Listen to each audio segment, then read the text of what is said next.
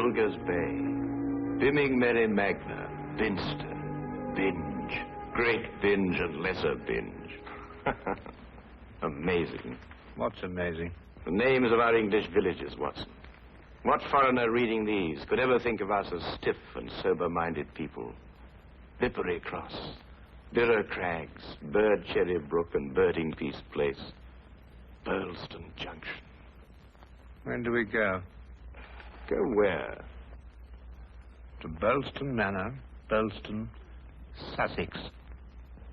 Whatever led you to believe that I'm interested in Sussex, Burlston, or Burlston Manor? No doubt you saw the account of the rather gruesome murder of Squire John Douglas. Quite so. The case has interesting features. But at the moment, I'm more interested in the fly fishing possibilities in the neighborhood of Burlston. Ah, that will be the Arun. Runs within 2 or 3 miles of the manor house. Hmm? What manor house? Burlston, the home of the late Squire Douglas. Oh, yes, I remember. I believe he was quite a fisherman. The moat is 40 feet wide. 40 feet wide? Well. Good Lord. He could probably fish from his bedroom window.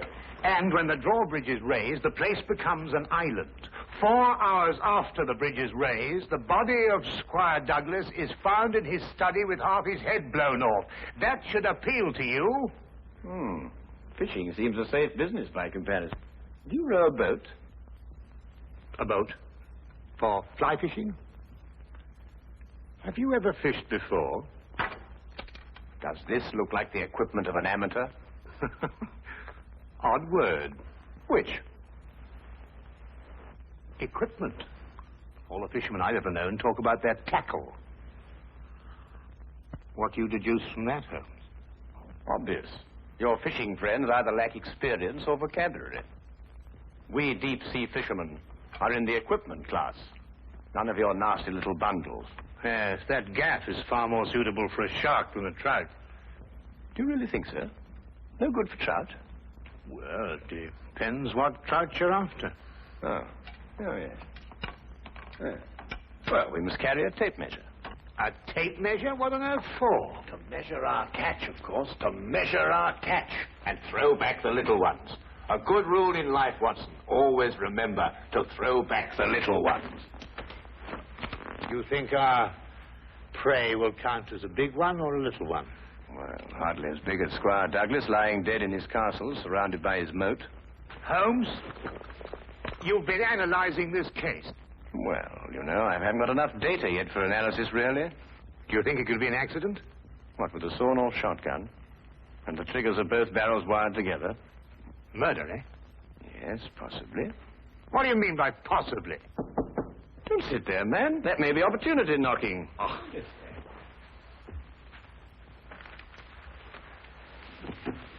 Come in.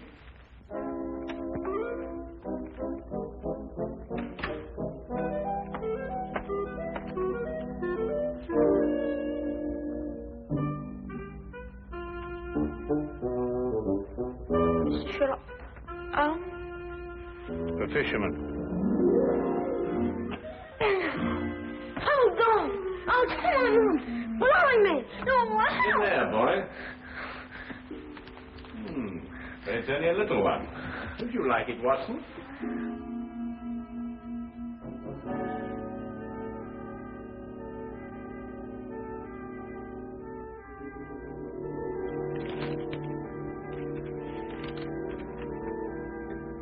Would appreciate your view. Intriguing affair, Burlston Manor. Signed, Inspector McLeod. Ha! Please, English, for I'm utterly baffled. Oh, hey, where is it? Where's what? Well, the tape measure, of course. Where is that tape measure? Holding the fiddle case together, sir.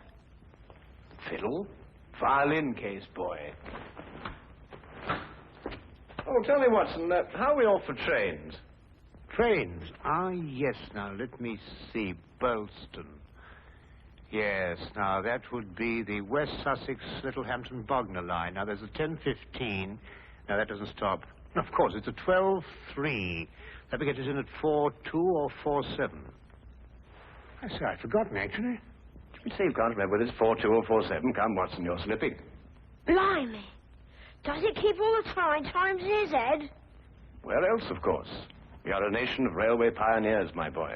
Like a great many Englishmen before him, Dr. Watson restricts his reading to the Bible, the Times, and Bradshaw's Railway Guide to the British Isles. Here, boy.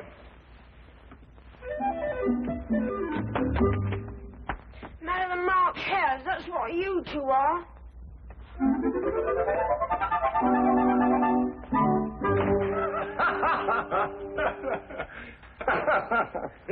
I say, Watson, have you seen my weekend bag anywhere? I suspect it's under the stairs. Mrs. Hudson got very tired of seeing it lying about. Oh, good. Well, that means it hasn't been unpacked anyway. I assume not. Excellent.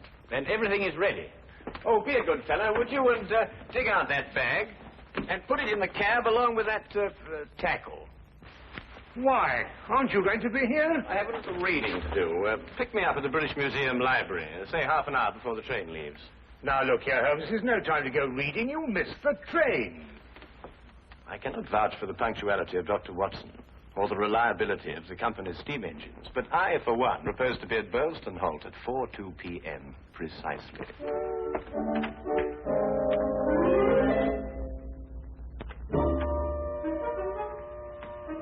Or is it 4:07?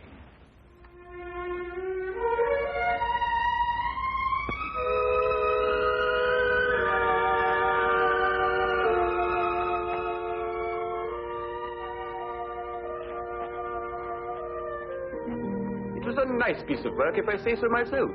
The entire story hung on a spider's thread. A spider's thread? Exactly. It sounds interesting, Inspector. Now, perhaps you'll start at the beginning. Simply stated. The castle, as you see, has a moat. And when it's up, as it was at the time of the murder, it's a sealed fortress. Who was in the castle at the time of the crime? The murdered man's wife, Mrs. Douglas, and a foreign friend, John Morell. Just those two? And the servants. But we've been able to rule them out completely. And from your description of the house, it would have to be one of them. Either Mrs. Douglas, or this friend of hers, Morell, or both of them. They tried to make it appear as though someone had broken into the house and then dived through the windows to swing the moat. But you disproved it. Completely. How? I'll tell you when we get there. This murder weapon. A sawn-off shotgun, I believe. An odd weapon, that. And a foreign gun, too. 3 letters on the barrel. P-E-N. Aha. A larger P with a flourish over it, followed by a smaller E and N. That's right. Ah, the Pennsylvania Small Arms Company, the famous American firm. That's perfect. That's all I need. You mean you need additional evidence? Well, Mr. Holmes, every little helps, you know. Then your case against Morell is not complete. It's complete as far as... How did you know Morell is the murderer? How did you know? He has to be. Why? He's the only one who could be. Suppose I were to tell you that Morell is not your murderer. How do you know? Yes, Holmes. How do you know? Why didn't you arrest him? Well, He doesn't act like a murderer. Ah, he's too self-confident, eh? That's right. Seems to be daring you to arrest him. Yes. How do you know all this? Holmes, do you know this man Morell? Fascinating. Fascinating. The case has suddenly assumed the most astounding proportions and the most astonishing challenge, Watson.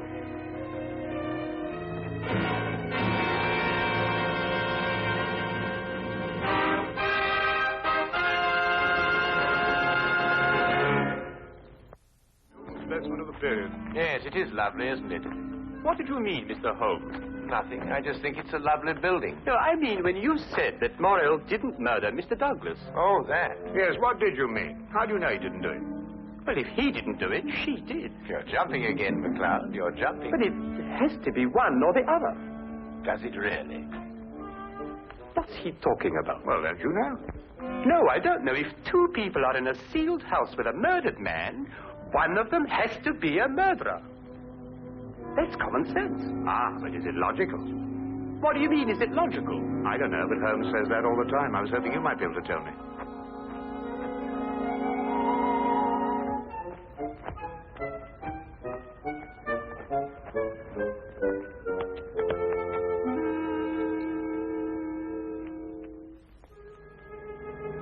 He hasn't been moved. That's just the way we found him last night.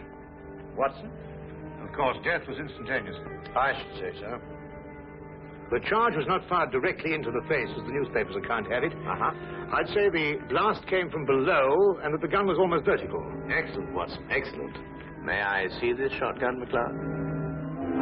Holmes, look at this. Good Lord. Wait, it's a brand like cattle. Well, how old would you say it was? Have you got your glass there? Yes. Thank you.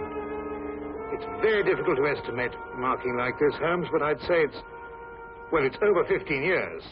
20. Mr. Morrell? At your service, Mr. Holmes. Dr. Watson. News travels quickly. This is a small village. You said 20 years? Yes.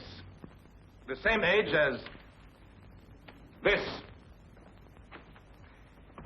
It stands for the Mesa Valley, Arizona. Gold claim number 341. That is where John and I met 20 years ago. There were 3 of us. We registered the claim, worked it, and then sold it. We divided the money in thirds and went our different ways. 2 years ago, I looked John up here and stayed on. I liked it. And the third partner? He lost his money, and I believe his mind. He came to believe that we had cheated him. And he swore to kill us 10 years ago. Why didn't he? He couldn't find us. No, we didn't have the same names at that time. Do you think your old partner could have done that? I don't know, Mr. Holmes. I am not the detective. True. True. Well, we must bear that in mind. You tried to make it appear as though another man had been here and went out through the window. Did I? He tried to build an elaborate story. A man of his size was seen passing through the village wearing a loud tweed topcoat and a wide-brimmed hat. He was heading this way. On the window ledge, there is a footprint in blood, indicating, of course, that the murderer dived through the window and swam the moat. But he didn't. How do you know? Because, Mr. Morrell, outside that window and just a few feet down is a very large and at least a month-old spider's web. Anyone jumping or diving through the window would have to pass through the web. And no one did. Well done, McLeod. Well done. A spider's web. The English police have the most amazing allies, I must say. Now that you have made your deductions, Mr. MacLeod, exactly what do they mean to me? For the moment, nothing. But I suggest you do not leave the castle grounds. And if I try to live?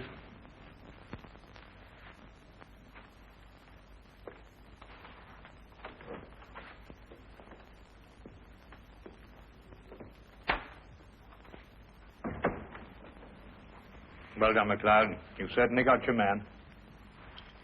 But I'm not rushing in to make any arrest. I'm going to make sure the case is iron cast. Oh, very wise. And what's the motive?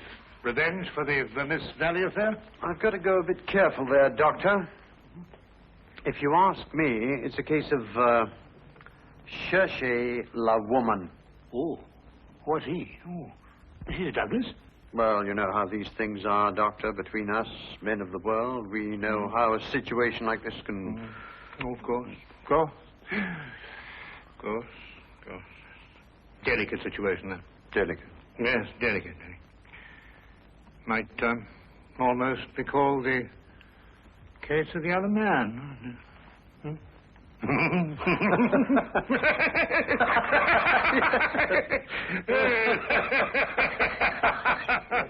The other dumbbell. Who? Not who, what? What? That's right, what? What are you talking about? That. There's only one dumbbell. One dumbbell. That's right. Well? There's only one dumbbell, Watson. I know. That's it over there.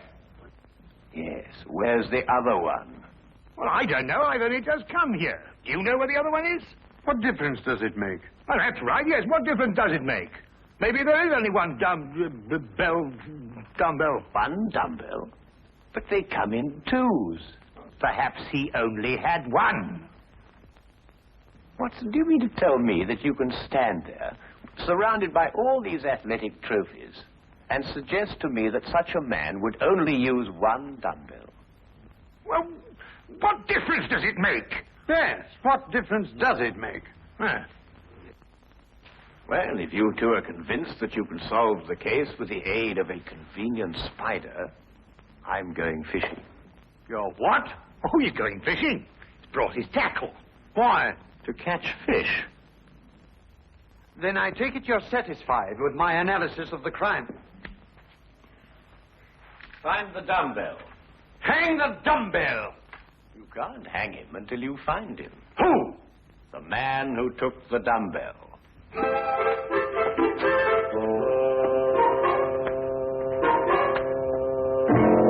Gone too far now, Holmes. I think you've made him very angry. Then he should fish.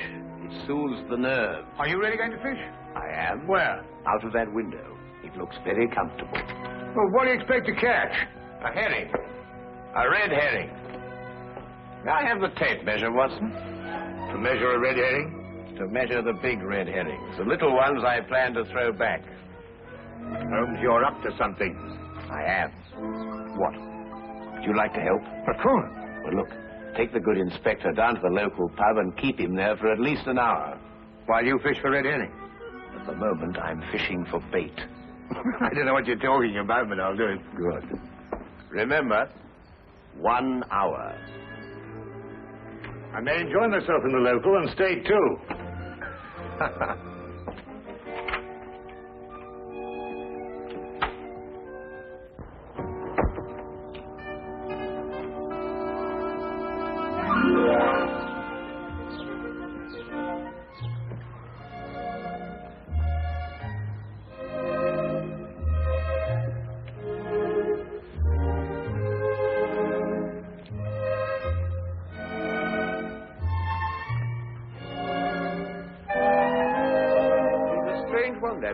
What do you think he's been doing? There's no guessing with him. For all we know, he may really have been fishing. Perhaps we should have given him more time. He's been an hour. That's all he asked for. Yes, that's right enough. Inspector McLeod?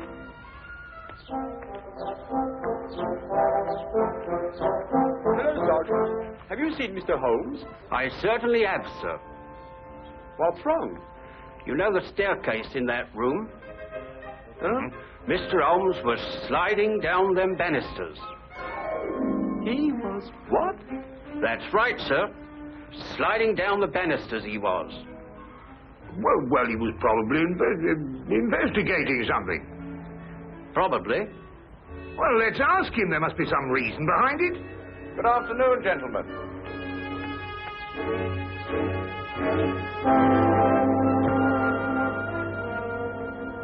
Go on. Ask him. Ask me what? Well? What have you been doing while we were away?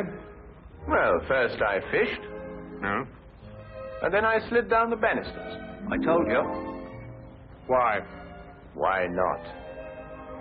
Well, and you, Inspector McLeod, are going to drain the moat. I'm going to what? Drain the moat. Empty it right down to the bottom. I can't do that. That's a major engineering job. Don't you realize that's a real river that runs round the house? Well, in that case, don't drain the moat, but tell everyone you're going to. And then what? Then we'll all meet back here in an hour's time. and see if we can find somebody pulling something out of the moat. Exactly. What? Red herrings. As mad as a March hare.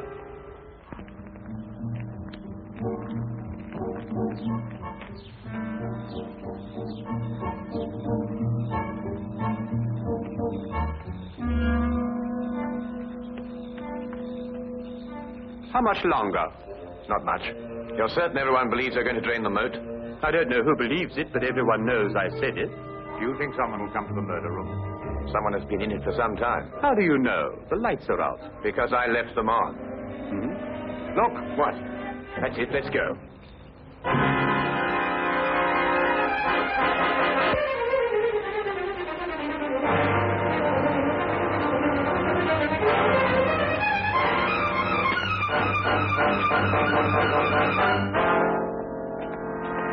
Oh, excuse me. What are you using for bait?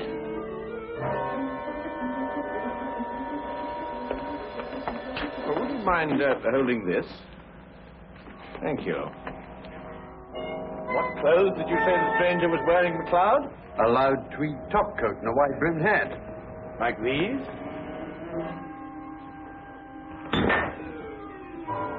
The dumbbell. Holmes, how did you know?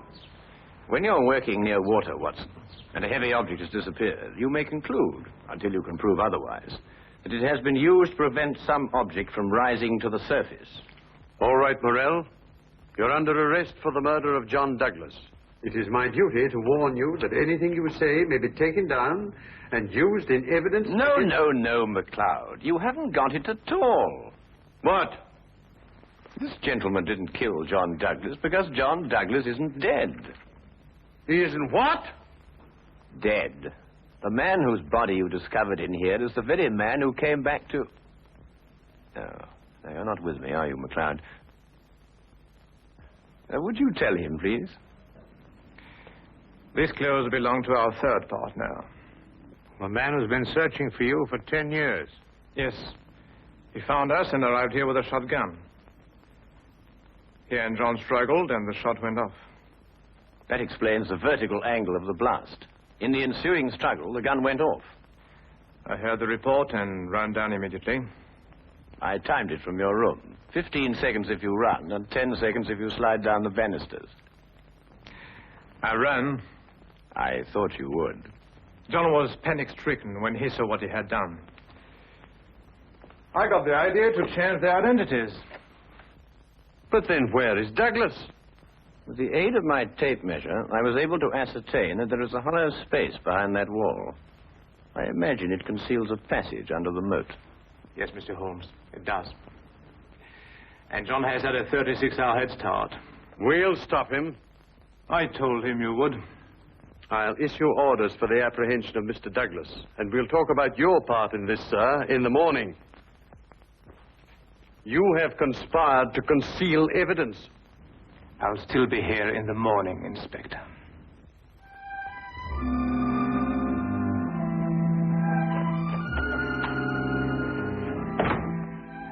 A very brilliant piece of deductions, Mr. Holmes.